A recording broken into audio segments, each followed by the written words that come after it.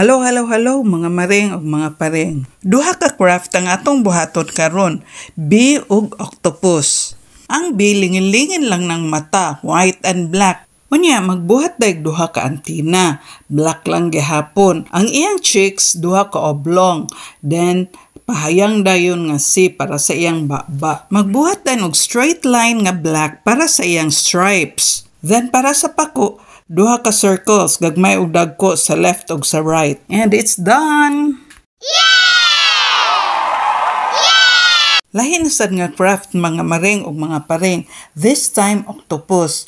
Sayon ra gyud ning buhaton kay circle ra gyud ang ulo, ang mata, gawa sa baba kay magbuhat ka og half moon, butangan lang dag line sa tunga. Pero ang iyang mga tentacles 8 ka buok. Agoy, sayon ra gyud kay straight lang gyud ang imong pagunting ani.